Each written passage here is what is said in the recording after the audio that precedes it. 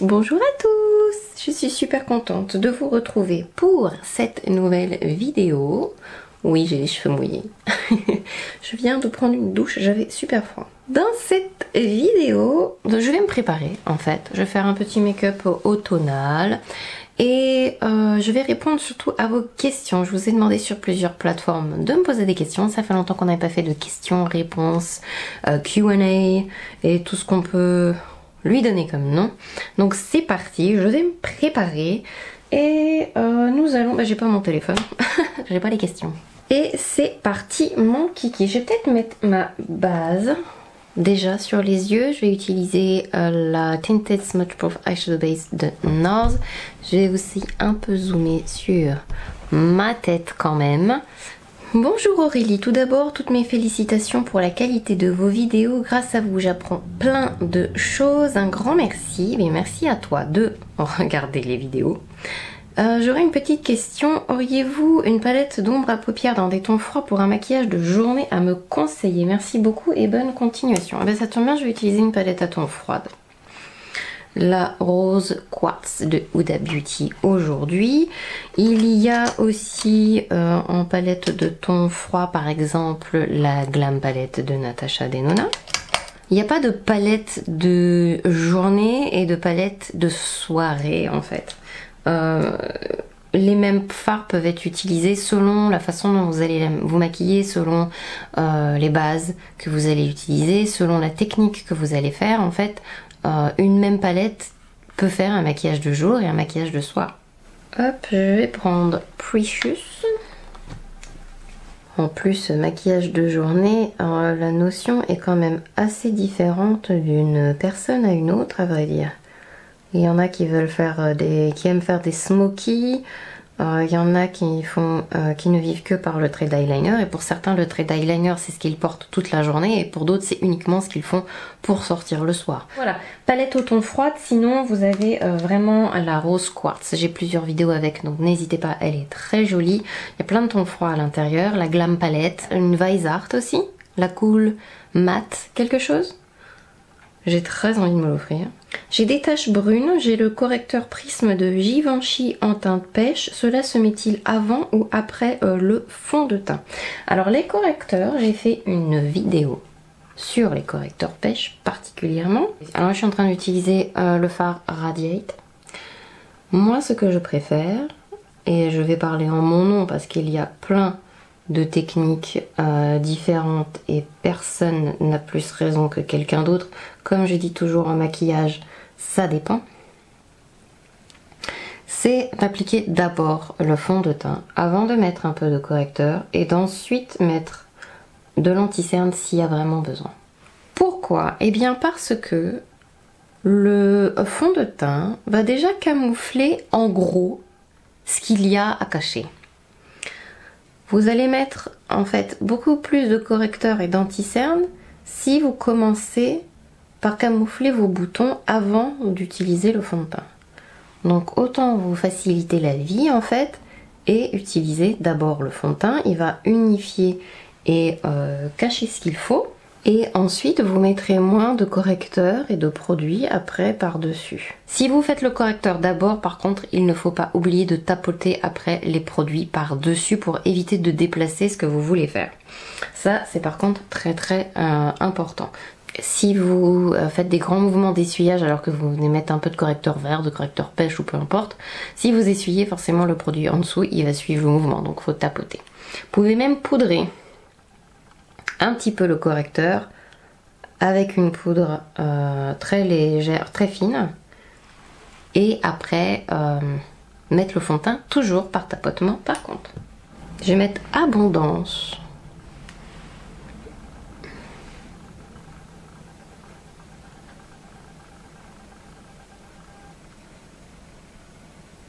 Comment savoir quelle teinte de blush nous met en valeur? Alors, si je puis dire, l'avantage... Tiens, je vais utiliser un peu... Je suis en train de mélanger les couleurs. Je vais utiliser Aura. Disons que Ça dépend en fait de plusieurs choses. Le blush, c'est la petite touche de couleur qui va avec le reste de votre maquillage. En soi, c'est pas forcément super compliqué en fait. Parce que vous pouvez mettre sur vos joues pratiquement n'importe quelle couleur selon ce que vous faites sur vos yeux. Après, il y a quand même quelques petits détails qui changent tout. J'ai utilisé un mantra. C'est en fait de savoir si vous avez envie de camoufler ou de ne pas accentuer, par exemple, si vous avez des rougeurs. Dans ces cas-là, effectivement, il vaut mieux éviter tout ce qui est très rouge, très rose, franc, sur vos joues. Parce que vous avez passé votre temps à camoufler vos rougeurs, c'est pas pour remettre un blush qui va rappeler exactement la même couleur. Dans ces cas-là, il faudrait plutôt aller dans des tons un peu plus pêche, corail, abricot, pour pas aller trop dans ce que votre peau fait naturellement. Après, moi, on m'a toujours appris, sinon si vous voulez vraiment une couleur de blush, que la couleur que vous devez utiliser, c'est celle en fait qui va naturellement faire rosir vos joues. C'est-à-dire la couleur que votre peau prend naturellement quand elle va prendre un gros coup en grand air, que vous faites une balade en forêt en automne et qu'il fait un peu froid. Pas la couleur genre coup de chaud parce que vous avez transpiré votre... mais la jolie couleur qui donne un coup de frais sur le visage. Après, pour avoir maquillé énormément de personnes, après c'est surtout un goût personnel et c'est le blush qui va avec l'ensemble en fait. Le maquillage, le look, voilà. Dans quel cas préfères-tu travailler avec des matières fluides, crémeuses, plutôt que poudre? Alors c'est marrant parce que c'est pas souvent l'opposition en fait de se dire que je vais en utiliser un et pas l'autre. Si j'utilise de la poudre, je vais très souvent utiliser des... Si j'utilise des crèmes, pardon, je vais très souvent utiliser les poudres par-dessus. Je vais pas utiliser que le produit crème. Ça va être extrêmement rare que j'utilise que des produits crème. Il faut vraiment que la personne ait la peau mais super sèche pour que je ne fasse que ça. Ça peut arriver, effectivement, de pas poudrer, mettre juste du spray fixateur parce que la personne a la peau très sèche, coupe rose, rosacée, etc. Mais c'est quand même très rare que je ne poudre pas du tout. Si je mets de la crème en dessous, ça va être surtout dans un cas où je veux une complexion, un teint plus discret en fait. Par exemple, favoriser plutôt un contour crème sur une peau mature plutôt que de faire un contour poudre. Ça va être plus joli, ça va être plus facile à mélanger au fond de teint et après je vais utiliser la crème et la poudre par-dessus aussi pour avoir une meilleure tenue s'il fait très chaud.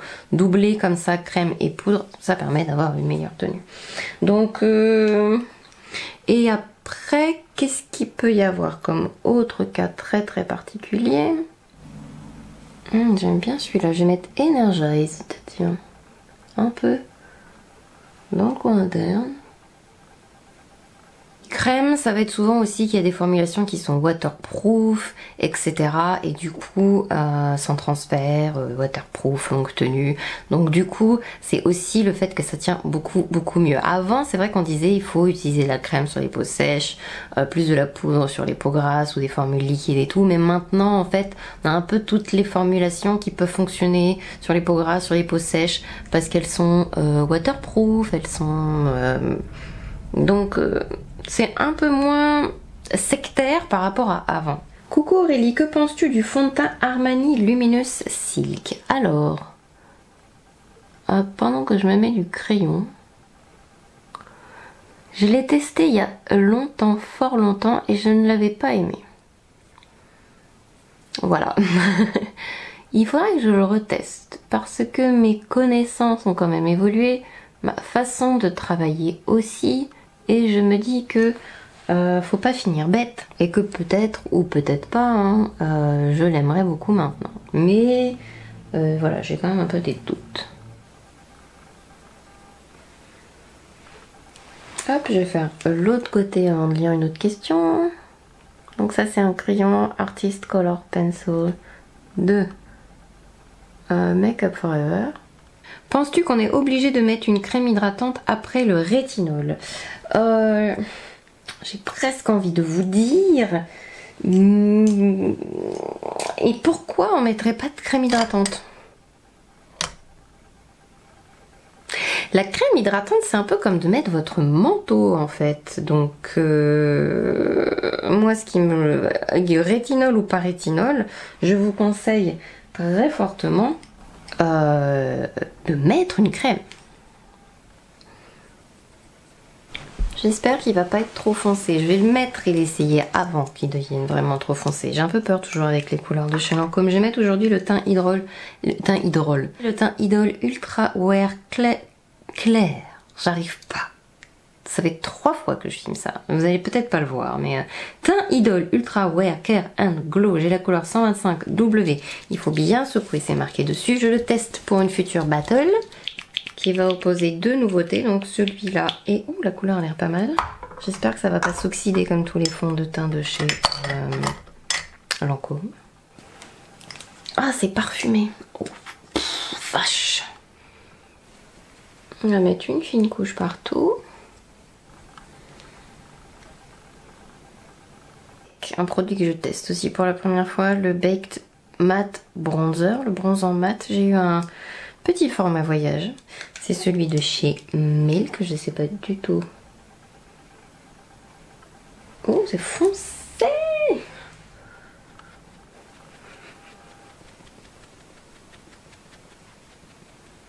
Comment savoir quelle couleur nous vont?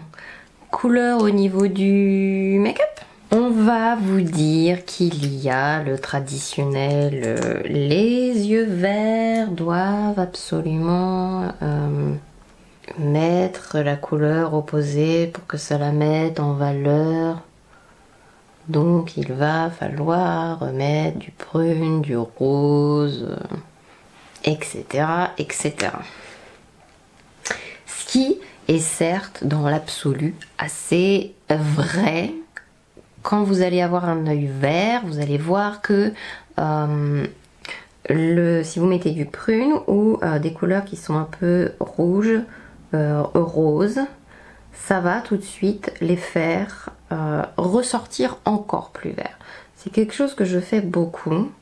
Par exemple pour les clientes qui ont les yeux bleu-vert, je leur dis vous préférez avoir les yeux verts ou avoir les yeux bleus? Là ça demande un peu de connaissance de colorimétrie, de relooking, etc. Si vous voulez aller encore plus loin, plutôt que juste d'analyser vous avez les yeux verts, etc. Parce qu'il y a aussi la couleur de peau, la couleur de cheveux, etc. Et c'est pas parce que elle a les yeux bleus, mais oui mais elle est blonde et en même temps elle est un peu bronzée. Si vous utilisez une couleur cuivrée sur elle, ça va lui donner un air carotte un peu. Vous voyez? En fait, vous n'allez pas du tout lui rendre service en lui mettant des teintes qui sont trop orangées. Il va falloir casser justement un petit peu ça si vous voulez que le maquillage et l'air naturel, eh bien, ce soit plus joli. Donc, vous pouvez utiliser une teinte qui est un peu chaude. D'ailleurs, on a beau dire, mais tout ce qui est rosé, rouge, etc. c'est un ton chaud en fait. Ce qui rend un ton froid, c'est d'avoir du bleu à l'intérieur, c'est pas d'avoir du rose. Donc moi ce que je fais dans ces cas-là, c'est que je vais pas me fier que à la couleur de ses yeux, c'est que je vais regarder que je ne veux pas que on ne voit que son fard orangé sur les yeux, il faut que ça aille avec l'ensemble. Et du coup, si son teint est déjà assez orangé parce qu'elle a beaucoup trop bronzé ou elle a fait du UV ou peu importe, je vais casser en fait un peu ça et faire chaud, mais quand même un peu plus rose que de faire orange. Faites des tests, après c'est la première chose que je vais vous dire de toute façon, il n'y a pas de secret, il faut tester, il faut pratiquer pour voir et comprendre la couleur. Que penses-tu de la marque de soins Oolution? Oui, La question qui tue. Alors, j'en pensais pas grand chose parce que voilà, c'est pas des trucs qui m'attirent, le genre de marque qui m'attire de base. Et ensuite, avec le scandale de, je sais plus si ça date de l'année dernière ou de cette année, mais c'est niette. Olution, j'achèterai pas, je ne recommanderai pas et je ne pense pas du. C'est pas une question de pas en penser du bien, c'est une question que c'est marketing, ça fonctionne sur le mécanisme du marketing de la peur. Ça a vendu l'année dernière un solaire sans filtre solaire, juste avec des plantes à l'intérieur, excusez-moi du peu, mais nous avons quand même une réglementation en France qui impose et qui de toute façon pour protéger votre peau, vous devez avoir un filtre solaire à l'intérieur. Non, ce n'est pas en vous badigeonnant d'huile de carotte ou autre chose que vous ne choperez pas un cancer. Donc voilà. Autre question. Les fards au ton froid vont-ils à toutes? J'ai 53 ans et depuis bientôt 2 ans, c'est beaucoup plus compliqué de se maquiller les paupières. As-tu remarqué ce problème de ton côté? Sur des cils courts et droits, quel mascara conseilles-tu? Merci pour toutes tes vidéos, tes explications et ta gentillesse. Alors, ton froid, c'est-à-dire... Est-ce que c'est juste mettre du gris sur les yeux? Ou est-ce que c'est vraiment un ton froid comme le maquillage que je viens de faire? Si c'est vraiment d'utiliser des tons gris sur les yeux, c'est un peu délicat. Je vais faire mes sourcils en même temps que je réponds à la question. C'est un peu délicat parce que déjà les teintes grises, bah du coup, comme il n'y a pas de couleur, ça peut éteindre un peu le regard. Mais là, j'ai envie de dire, c'est pas une question d'âge, c'est sur tout le monde, ça va être compliqué. Ce que vous pouvez faire en fait quand vous vous maquillez avec vraiment des tons, et là je parle de tons gris, c'est dans votre creux, donc votre creux de paupière, vous allez faire votre smoky gris, et c'est valable pour un smoky noir de toute façon, c'est voilà, pour un smoky gris, vous allez mettre un petit peu de votre bronzer pour rehausser le smoky justement. Un peu de votre bronzer ou d'un marron intermédiaire, médium, voilà, pour rappeler le ton de votre peau. Et après, si c'est utiliser des tons froids, non, j'ai aucun problème sur mes clientes passées 50 ans, sur mes clientes qui ont 60. C'est pas la couleur qui va poser problème, j'ai envie de vous dire. C'est parfois juste de répondre à leurs attentes de eyeliner ou de... voilà, il y a des formes qu'il faut adapter avec l'âge. Les matières aussi qu'on doit adapter avec l'âge. Les grosses paillettes quand on a des ridules, c'est objectivement très compliqué. Mais... la couleur, pas vraiment. Cils court et droit, quel mascara conseilles-tu? Bien, c'est ce que j'ai. Mes mascaras favoris, il va y avoir le Maybelline Cils Sensationnel, il va y avoir le Monsieur Big Waterproof de Lancôme, il va y avoir le Hypnose Drama de Lancôme aussi, il y a le Lash Princesse de Essence, il y a le Télescopique de L'Oréal et tout ça bien sûr avec de toute façon un recoupe cils. Il y a celui-là aussi, il va falloir que je jette le tube parce que ça fait 3 mois que je l'ai. C'est le Lash Idol Waterproof de Lancôme qui est très bien, mais ça y est, il est en fin de vie. Je me suis racheté un Lash Princesse. En fait, à vrai dire, je l'ai pris dans mon stock de mascara de mon kit parce que j'étais en rade. Mais j'ai très envie de me reprendre le Monsieur Big Waterproof. Je dois dire que c'est un de mes favoris de tous les temps, celui-là. Bonjour Aurélie, que conseilles-tu pour les peaux coupe rosée? Comment apaiser, réduire et camoufler les rougeurs? Merci beaucoup pour ta chaîne. Oula, alors là, ça fait beaucoup de questions d'un coup pour juste une vidéo de ce type. Alors, le tube est neuf, ça va faire un peu de... Ah, ça va. Je vais peut-être pas mettre de fossiles aujourd'hui. Essayez les soins en gamme peau sensible déjà, comme la gamme Toleriane de la Roche-Posay. Vous avez aussi en actif qui est très bien, que vous pouvez prendre en sérum, c'est l'acide azélaïque. Je vous ferai une vidéo sur... j'ai commencé une série de vidéos, je ne sais pas si vous l'avez remarqué, sur les actifs. Une vidéo spécifique par actif. J'ai commencé par le squalane. Pourquoi pas faire l'acide azélaïque après. Très bon actif. Et qui est très bien pour les coupes roses, les rosacées, les rougeurs. C'est un formidable actif. J'aime beaucoup la gamme Cica Repair. Cica Repair, je crois, de Dr. Jart. Il y a un pot vert qui camoufle, qui devient beige. Il y a un sérum réparateur qui est très bien. Il y a même une crème qui est très bien, que j'ai eu dans mon kit aussi. Vous pouvez la trouver chez Sephora. Et ensuite, alors moi j'ai pas expérimenté, mais j'ai des clientes qui ont testé les traitements au laser sur leur rougeur. Et elles avaient vraiment de grosses rougeurs et c'était très efficace, je dois dire. Donc voilà. Bonjour Aurélie, j'espère que vous allez bien. J'ai une peau super grasse ces derniers temps. Ma question est la suivante: comment diminuer la brillance? J'utilise le Durskin Forever Perfect Mousse et malgré ça, avant la fin de la journée, ma peau brille. Alors je connais pas du tout le Durskin Forever Perfect Mousse. Un de mes blushs préférés, le Pat McGrath. La couleur c'est Flirtatious.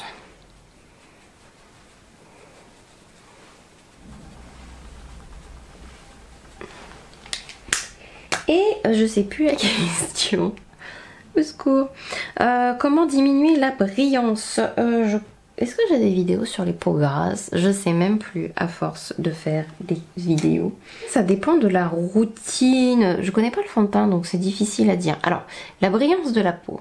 Avoir une peau qui brille un petit peu, c'est normal. Il faut pas oublier qu'elle sécrète du sébum parce qu'elle en a besoin. Ça fait partie intégrante de son système de survie, de vie tout court, et donc la peau a besoin de sérum aussi. La peau a besoin de sébum. Après le problème c'est quand elle en fait trop. Donc des fois certaines personnes me disent je brille beaucoup alors que la brillance est juste un petit peu normale. Si vous trouvez que c'est quand même vraiment beaucoup et que ça vous gêne, la meilleure solution, pas forcément d'utiliser un fond de teint hyper matifiant, c'est d'utiliser une base en fait qui contrôle le sébum. Il y a Make Up For Ever qui en fait une, par exemple Milk en a sorti une, j'ai très envie de la tester. Alors, je vais réessayer cette poudre de chez Charlotte Tilbury. J'ai lu une make-up artiste qui disait qu'il en fallait très peu.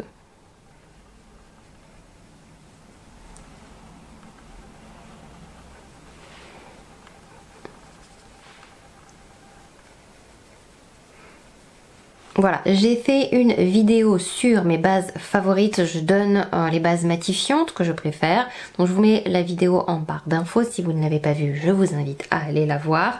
Et c'est la meilleure façon de diminuer la brillance, c'est d'utiliser une base. Je préfère utiliser en général une crème, un gel crème, pas trop hydratant, mais hydraté, c'est toujours la base de toute façon.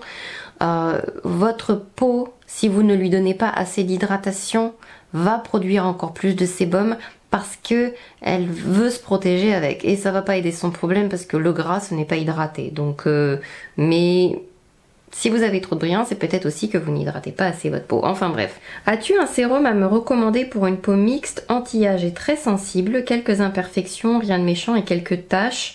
Entre rétinol, vitamine C, acide hyaluronique, je m'y perds. Merci beaucoup. Alors,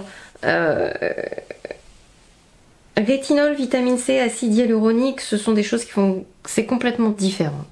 La vitamine C, c'est un antioxydant. C'est très bien à utiliser le matin par exemple. L'acide hyaluronique, ça retient l'eau, donc c'est très bien aussi. Rétinol, pourquoi pas. Si vous voulez tester des actifs, on va commencer par là avant de conseiller un sérum. Faites-le un par un. Ne commencez pas à changer toute votre routine et à vouloir absolument intégrer comme on dit, le rétinol de ce ça parce que c'est à la mode, le acide hyaluronique dernier qui vient de sortir, la vitamine C, truc bidule, machin.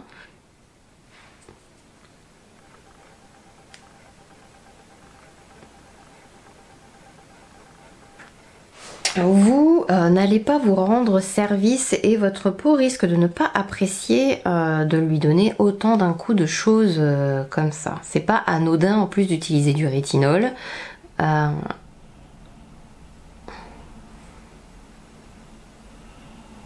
Ensuite, un sérum un peu à tout faire, anti-âge, hydratant. Il y a ce qu'on appelle les sérums buffets, qui, comme leur nom l'indique, c'est un peu comme un buffet pour la peau, va lui donner plein de choses. De mémoire, il me semble qu'il y en a un chez The Ordinary qui est très très bien. J'espère qu'ils ne l'ont pas arrêté. Et il y en a un aussi chez Purito, je crois, qui est très très bien, que j'ai beaucoup utilisé. Voilà, ça vous permet en fait d'avoir un petit peu de mélange anti-âge, de collagène. Ça permet d'avoir un petit peu d'hydratation aussi. Alors ça vous apportera pas les gros actifs comme rétinol, etc. qu'il faudra voir à part, mais déjà vous allez avoir une bonne base anti-âge confortable, acide hyaluronique, hydratant, etc. Après, si vous avez quelques imperfections et rien de méchant, vous pouvez de temps en temps juste utiliser une lotion par exemple à l'acide glycolique ou une lotion au BHA comme donc là c'est de l'acide salicylique chez Paula's Choice par exemple, qui en fait un à 2% qui est très très bien. Brune et peau mate avec des yeux bleus clairs, quelques difficultés à trouver une gamme de couleurs qui me conviennent pour les fards à paupières, des conseils. Et bien brune, peau mate avec des yeux bleus clairs, c'est un peu le souci qu'on peut avoir aussi pareil que notre blonde très bronzée avec des yeux bleus.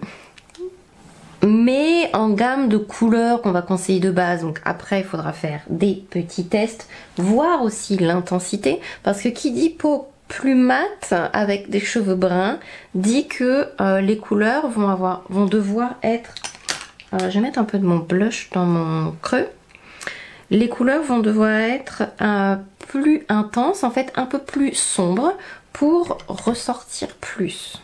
Vous voyez ce que je veux dire? Je vais utiliser mon nouveau gloss, j'ai les trois mais là je vais en utiliser qu'un.